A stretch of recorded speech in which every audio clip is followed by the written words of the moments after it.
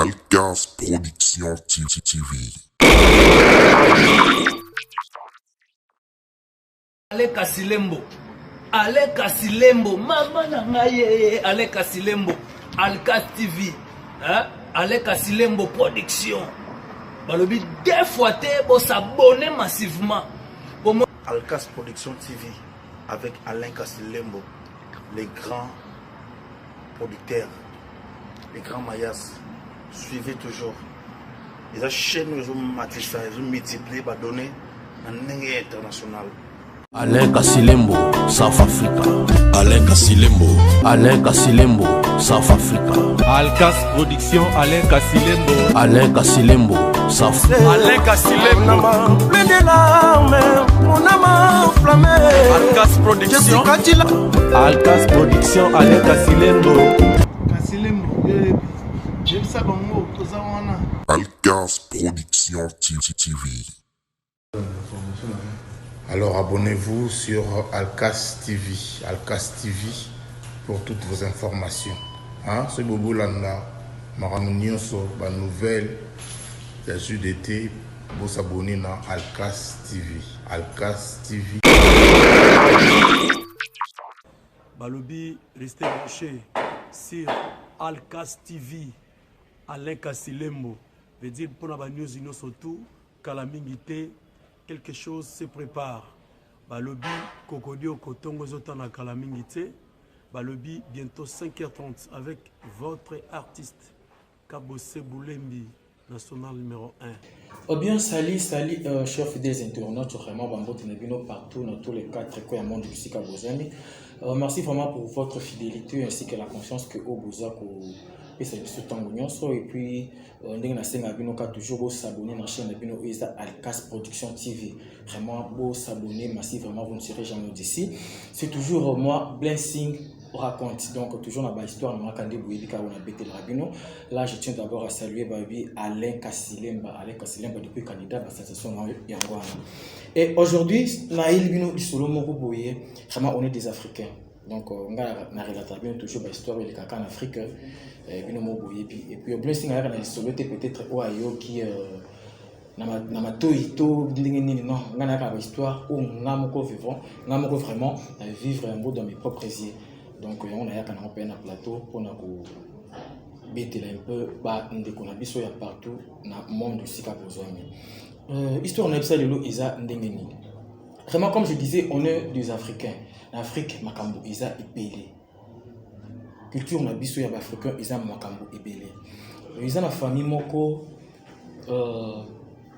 famille wana Isa Nangiringer, famille wana Isa Nangiringer, donc en Afrique, le pan de famille, le pan de famille, donc le pan Isa qui a papa Moko Boye, na maman Moko Boye. Donc, quand je dis papa Moko Boye, na maman Moko Boye, donc déjà, donc couple Moko Bassi. Donc il y a le troisième âge quoi, le troisième âge donc bazana bana bango et puis bazana ba koko na bango nous ils ont pas la famille papa maman ba boti bana na bango ba boti susu bana bango toujours quand le temps ya famille kaka ndenge et izalaka. Et puis le papa là bana oya abota quoi 5 enfants. 5 enfants, on a le coup là 3 garçons, 2 filles. Et parmi les 2 filles là, ils ont la fille moko, moi na moko akufa. Moi aussi, donc Batika le quoi 3 garçons et puis une fille. Ou à Koufawana, à Botrape, moi na moko. Donc Batika le quoi moi na moko. Et puis le papa là, au Babota bana 5. Baza déjà papa ou basi ba koli déjà maman si ba koli parce que bana bango ba boti ba koko déjà. Donc ba comment déjà ba tumoro ya ba 3e âge. Donc ba iko kufa, le papa mutikali, le quoi ya bana na bango. Donc le papa ma famille. Donc bana bango bazawana na bana oya bango dans le cas ba koko na ya ba kolo lopango donc ba vanda kawana. Alors toyebika na ba famille ndenge ezala kaka toujours na ba famille ba tiraillement ezala kaka pour vendre place moko toujours ebenda kaba problème. Et puis maman o atikala wana on va bota bango 5 2 filles et 3 garçons fille moko akufa moko atikala parce que o atikala wana bano bazana ba benga kae mama puluto donc bana ya mwana oya ya kufa bien que maman puluto ensuite que bana ba déconner mbal bien que le quoi tata mwasi. Alors on déconner moi si tanga kufa ki ye maman puluto anda tikala ki sikoyo po yende mutu atikalaki koéleve mwana ya ndeko na ye oyo akufa mwana moko aza une fille bon abokoli ye na bana na ye ensemble bakoli mpe ensemble bon toyebi kaka na bafamille ndenge ezalaka kaka kwa bana basi bazokola bon moto azalaka na ndenge na ye façon na ye azokolela moto aza mpe na beauté na ye donc moto aza na caractère na ye c'est un peu ça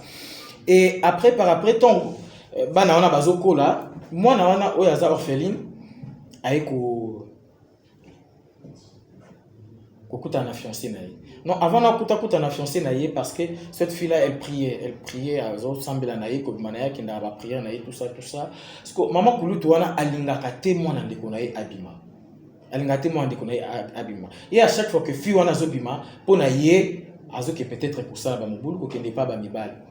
or mwana wana aza ekutana bamakanisi ya bamibali te donc ye abima na ye akei baprière na ye et puis aye kozonga donc kotalaka façon fille wana akolelaka mama kuluta comme coach alikuwa haine parce que ye pas na bana ya basi so azomona ka comportement fille wana na ya bana ya basi izo ko kanate donc comme coach alikuwa moi jalousie nzoka jalousie pesa la pe na mwana ya ndeko na yo kokamwa to mona ka peut-être mutazo jalousie peut-être mwana ya mbanda na ye azonyokola ye azo maltraiter tout ça mais or na mwana ya ndeko na yo moko peu propre o bobotami na ye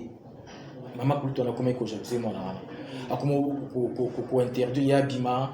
oh non ko bima te mais entre temps bana ya basi baza babimaka mais azo traiter kaka mwana wana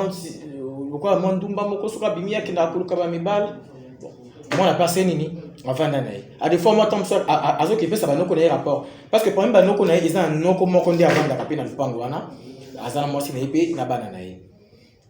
bon bango pe lokwa noko wana bima kina ni musala mwasi ne pa kinda koteka bayebi ke makuto na mtatika na lupango azwaka un peu contrôle ya lupango na bana na nyonso bayebi kazali ndeko na bango donc akosa bana bango mabete et à chaque fois on a peut-être son noko na ye azo yebse non noko nga azo comprendre maman kulutu tenga son noko premier kuto pe sanga na bima tout ça noko peut-être tant oya pa grande sœur na ye aloba na ye oh non comment ya ko pe son rapport donc ngani na zabo ngana ko nyokola ye tonga na ko linga mabe la ye so zo pixé banzela na parce que nayebi ke azana ba camarade mo kenda pa na bango tout ça ya on peut omoni kenga na pixaka kaye banzela ngana ko sala ye mabe te et ndeka mokilange tambolaka la fille a été fiancée. Bon, quand elle a été fiancée, on dit que makambo bandaki hein famille du monde moi si à Pembe depuis Paris famille du monde Dieu et ba histoire au Canada zalaka oui africain Afrique nengi ba makambo eleka kama pas ba famille boye puis malgré vous êtes à l'étranger bozala en Afrique boye ba quand même ba makambo ngo kandenge ezalaka mon vieux Bibora Miango depuis Hollande mon vieux Bibora Miango vraiment ba mbote na yango wana Nzambe a koba toujours na pambola na bossa était presque Tumba mon ami de France presque Tumba la mbote no yango wana et la fille a été fiancée tant la vie fiancée na ye fiancé abandi ko yasiko kotala ye bon la fille a dit que non fiancé na se présenter na famille ba yebi était à cause d'un accès à ko kota na kati ya lupango ce qui a eu peut-être qu'elle prend la chaise le met dehors et ba vandi na ye na libanda na balabala plutôt ba vandi ba oso na bango jusqu'à ce que aussi ça maso na bango fiancé aseni azwi nzela na ye aki fiancé ya kama kulutu wana atala kakaka ma kulutu ti jomo ayiko gangela susufi wana et yo comment yana ba mibali ofani tsaka bango na porte ya lupango tout ça donc yo zana respecter ozo respecter ngate hein donc ngalo kwa na sa mama ona botio to ko pesa nga respecter donc yo ya mobali na yo fandi sa ye na porte ya lupango la fête maman kulutu mais qu'est-ce que tu racontes ça pourrait peut-être grave ça peut-être na porte qui garçon na kati ya lupango mais na ko continuer le plan parce que le hasard reconnaît officiellement nos familles na ko continuer le plan voilà la raison pour laquelle je prends la chaise on met dehors tout sur la biso jusqu'à ce que akende na ye non ils ont respecté ce que Monique au coquille yé sur Monique à coquille aya ko bimamba moko comme ça contre la carte le plan bofana na carte plan ngana linga bilo connaît fanda na bandate ils ont réputation malam te na quartier tout ça fille ayoki na ye ayoki non ayoki fiancé na été et après 2 jours fiancé ayi susu ce qu'on fait azobanga pour misaki tu vas te banda peut-être tant susu tu attends ça pour cracher les devant fiancé na ye et aussi un peu moi solika ndengeza la kaka bon fiancé ka bakiti atie libanda mama pour lui toyer susu wana non ayaki na présence na bango te azeli ntango fiancé wana akei abengi susu yo lokola ozolinga koyokela nga te namoni nga no lokola lokola oza teti c'est que oluka place no yo okende parce que fille wana mpe ndenge abotama jusque là ayebi famille ya bapapa na ye te famille bapapa na ye te oyebi kaka bamibali bazalaka asente mwasi et par après akei na ye azoba évolution te mwasi wana comment elle évolue avec la sainte abota to mpe ndenge nini tout ça ayebi yango te ti mama ya mwana na ndenge atikalaka kobokola zemi na ye na lopango ka ya famille na ndenge atikala kobota mwana na ye oyo nati ndenge akufaki donc fille oyo ayebi mpenza famille ya papa na ye te Maman Koulout a bandit ce qu'on gagne pour la deuxième fois. Yo zo kelanga te amoni yo oza teti. Si c'est comme ça, o le kapes na ko kende, le ko yo so banga te, le ko maman na akufa tout ça. Moi na amoni yango drôle. Abino cette fois-ci, il faut na luka banoko. Il faut na bisa banoko. Na pesa banoko rapport par rapport il y a comportement il y a maman Koulout. Akei ko ibisa noko na bango noko tala nga fiancé na nga yaka awa mais fiancé na nga tout ça faut na ko continuer le pas parce que jusque là bino no boye biété les autres na babala ba étape fiancé ça étape oyo peut-être to ko yeba na ba comportement et so na ozo temps vendre na été o so la na été na boye ba ndingi ni yepe awe ba ndingi ni ko bima mama kutela ngati na bima alors azo ya quand même toujours vendre na porte le pas na babala mama kutu azo mona mo peka ka mabe azo mona mabe na yebitenga na sala ndingi ni. Donc non, maman Kouloutou, yaya, au sabon comme ça, namoko non soit na yaya. Donc à 8 ans, à son na yaya na yé, mais la grande, pourquoi aux autres traiter moi na bouillé, hein, à fiancé, à ça je fiancé na yé. Ma belle sur la zone du mazo qui n'est fiancé, à zoya mazo va n'importe le port, comment je mon non, il y a donc il y a plus ce rapport. Donc à mon quoi qui n'a zomo na ma belle, to yo obeta ngai to yo ça. Donc à non na kobeta yote, na kobeta yote en réalité yo za yaya na nazali qui na kobeta yote.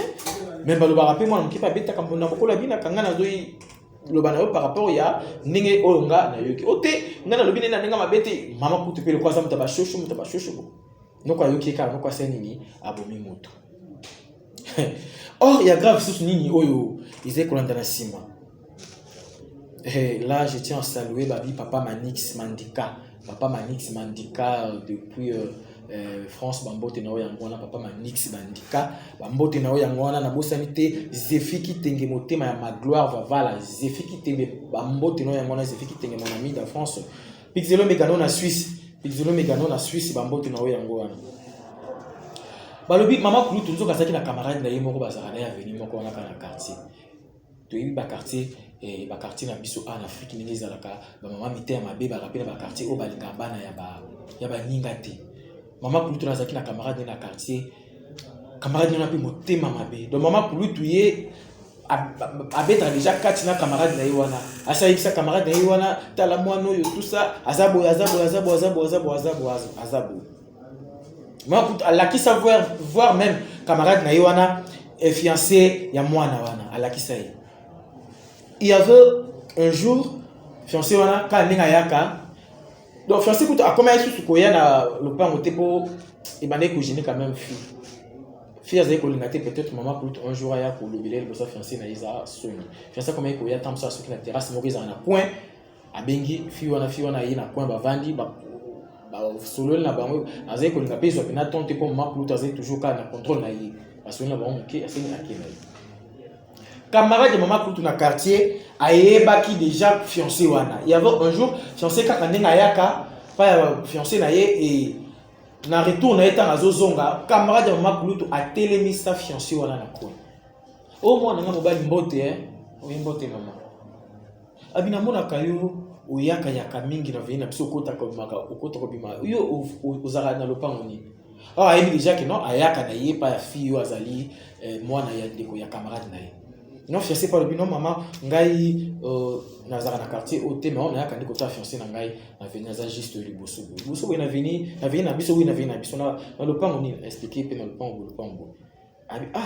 na mona kayope okota kawana nga kanza tant so futi la kawana au thème maman na futi la kawana te ngai na yibisa okaka non oza mwana na mobali ngape na sana bana mbele kola yo alors na ko ndima malheur na yo te oza mwana mobali moni quartier baloyamba lwaka mai ekufela mbompa ya mtamelaka quartier oyo yebite fukunga kutuna ba makambo quand même quartier za ndenge nini lopango za ndenge nini batubu bazani nini ngai tant que maman dans un bana pe mbele ko ya ko linga te lobby yo okoya na libulu ils appellent Sumuzabe à condamner ngai comment nzambe na mokolo kwa mtolo balika malamu garçon bien maman il y a un problème abi oui problème ils allaient moi na sona tene mission pour problème ils allaient fiancé na yo na lopango wana kombo na inani garçon bien fiancé na nga kombo na ye intel ah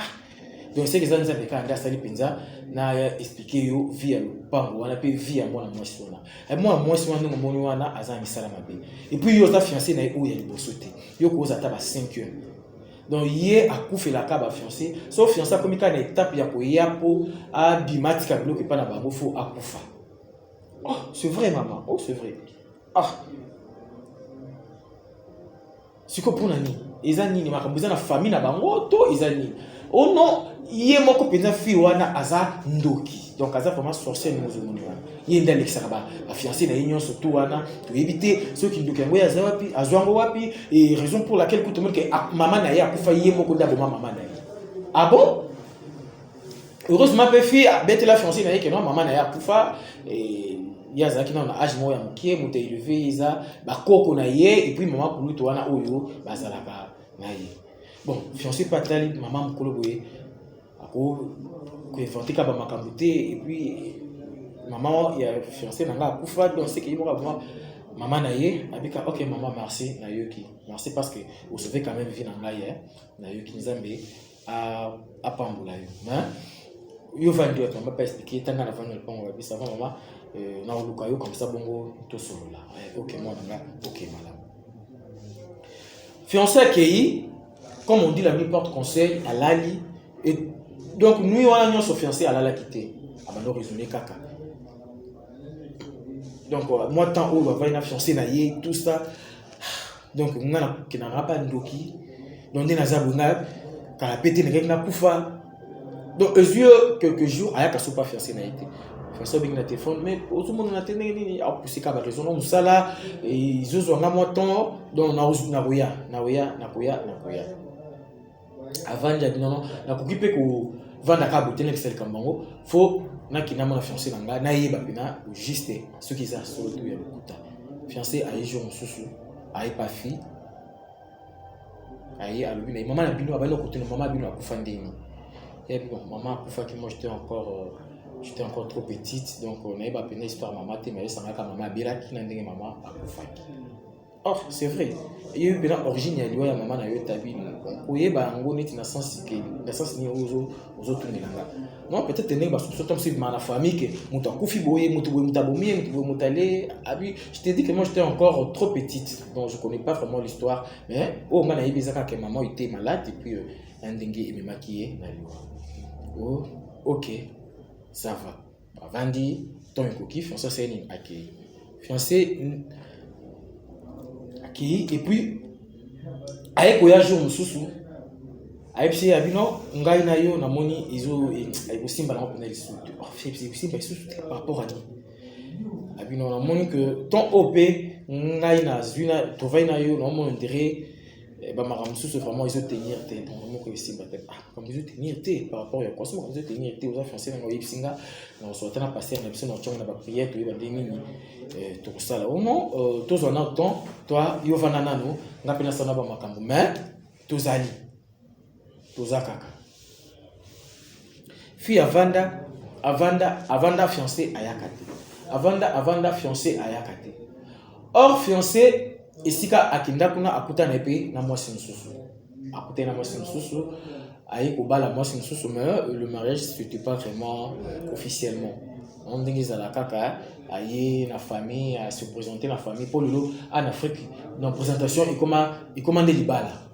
donc quand il a pour se présenter la famille à moi si mais c'est bien il commande libala ba olata uniforme famille olata uniforme ba vandi na kiti ba tout ba invité c'est comme si mariage mais c'est juste présentation ou ya ça là qui moi si wana ayi a suivi wana ati na ndako les temps au babala ni na fi wana ba vandi ndako moko na ba songe toujours ya garçon à l'autre ka fi wana ba image à mabe fi au bazali ndako moko na à l'autre ka ba image à mabe et puis fi wana ceux qui azui ka zemi bima soit azui ka zemi bima à l'autre ka na ba image à mabe et les garçons abandonnent les propriétés moi aïbi pasteur mon na quartier na bango pasteur wana aza un peu moi puissant akenda ko ka pasteur na moi sinaye abino moi sinanga to zaranenda pour moi ko so azuka zemi bazimi bimaka so azuka zemi bazimi bimaka na zo comprendre te et puis pasteur a vu charge wana a vu fardeau wana prier pour na bango et puis pasteur nzamba comme ko l'accès que moi si wana azad na misala mabe moi so azad na misala mabe et azaki sirène donc bazimi na itindenge bimaka bongo Isa baji na yimo ko ba makam na yimo ko abotaka na ye na mai donc elle ne pouvait pas mettre au monde physique comme ça. Ah, pasteur peut-être que pasteur a robomba mon pe kaka yimo na motema te. Abenga mobali, abino tala. Mobali pas y ah pasteur, vous pouvez avoir raison parce que ngapé n'arrivera toujours moi stanga na ba image na be, n'arrivera toujours moi stanga na ba image ya na be. Pasteur ayo yebse abino avant au balayer aux accords fiancés na yo moko boye bokabona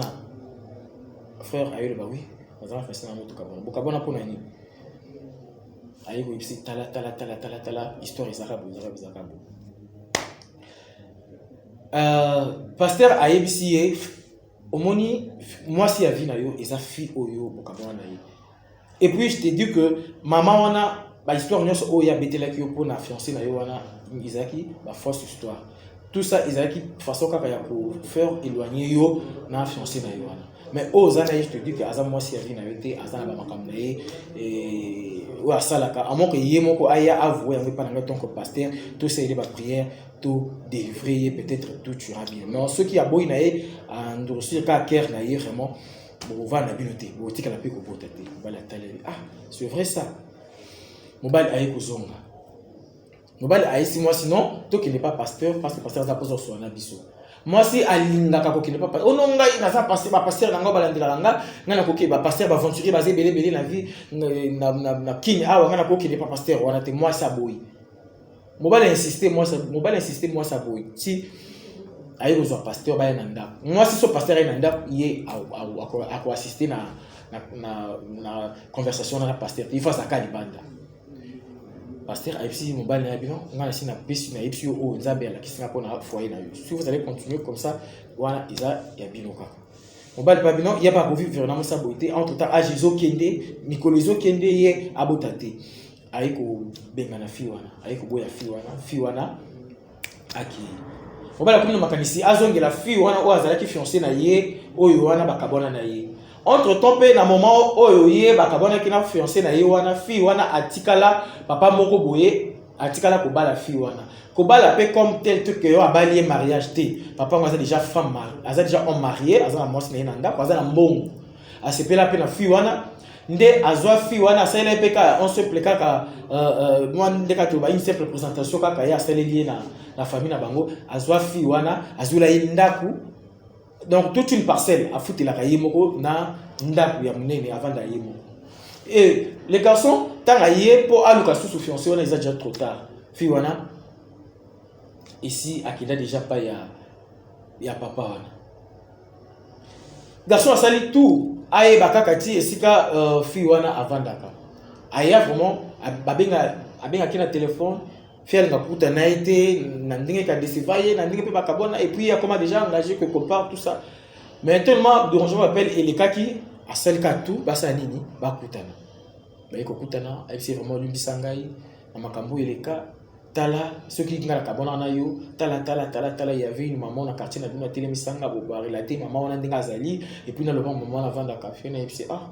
maman on a za camarade de makulu tuna mama kutu na yo yebi dazobe to masolo ningi to fanda kanayi ninga boko la biso ninga tretaka ngai tout ça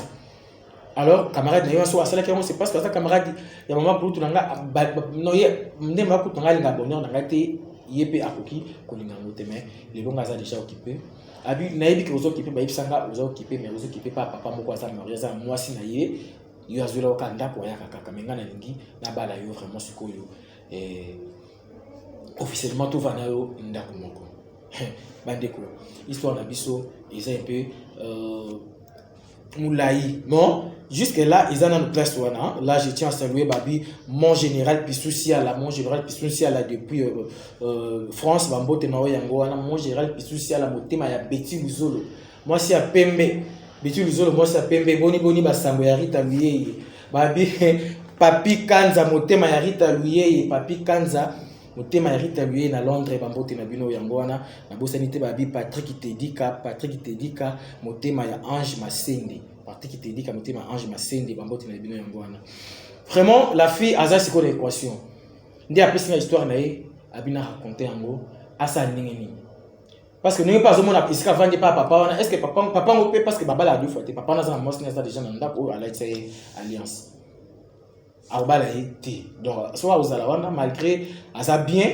mais azaka toujours deuxième femme non peut baboti pété siko akata relation na papa wana azongela na ye garçon wana abala ye officiellement to astala ni. Donc histoire na biso ya lelo ezaki un peu wana to bengaka numéro yango wana est affiché sur le bas de vos écrans, donc appelez ndeka to bengaka vraiment to pesa ba suggestion to pesa ba idée ba encouragement et puis que ba remarque et ça la bien signe bien. Donc to conseiller fi oni a continuer na libala ya papa wana to akata na ye abala na ye fiancé wana to asala ndenge nini parce que ye aza peneni na équation azoyi bate asala ndenge nini bambote na yo John Ebonzo depuis Afrique d'ici na Cape Town vraiment bambote na yo yango wana bandeko vraiment c'était là notre histoire d'aujourd'hui to bengaka ndenge to bengaka vraiment na profiter na occasion na pesa pe ba yanga mbote vraiment on a aussi biso kaka to compter toujours ko s'abonner on bandeko to s'abonner na Alcas Production TV là je vois babi Alain Kasilemba depuis Canada Alain Kasilemba bambote na yango depuis Canada vraiment on est ensemble donc to benga na kato so la kato comme on a ka mise dans la carte vraiment ça fait du bien. Je profite de l'occasion pour saluer babi ba oyangai babi là je vois on fait checker la Cadalino Cadasquin bambote na yango depuis Italie. Olive Kaninda, ma copine privée, Olive Kaninda. Yo yebi masolo on kanini zo kende donc tout ça là pour esa kitoko quoi botente Jilim pour tout tamboa babi bambote na yango wana depuis Belgique tozozi la carte d'atterrissage donc ça biso bien mami monza na Belgique bambote na yango wana Océan bienvenue taye muno bambote na yo yango wana on a bosente babi plamedi plan si garçon complet bambote na yango wana Laetitia Chabu Choupi ma copine bambote na yango wana bosente Jogo Abel Mwamba babi za jana king donc tout ça ko sepela na bosante Choufleurie Mofinda ma maman propre bambote na yango wana tani kutangiza na Londres babi yoza tante belle sœur yo yelika katoso la po ça la bien afimbala depuis France afimbala babi fimo ya catalogue bambote na yango wana na bosante Joël Luboya ma petite sœur Rodrigue Mwanza les grands américains Rodrigue Mwanza yo yebito beta masolo et ça la bien na bosante Esther Foutila babi mwana nzambe Esther Foutila depuis Turquie bambote na yango wana Ginya Mololo CDG la baronne babi passeport rouge si déjà la parole bambote na yango wana na bosante Jenny Banja la patronne na bosante babi bambote na yo pe Yannick Yankuba vraiment bambote na yango wana ainsi que mon caméraman babi bambote na yango wana donc to betaka masula ndenge ezalaka to benga au numéro eza wana vraiment et ça la bien makasi bye donc écoutez na bino prochainement avec un nouveau numéro.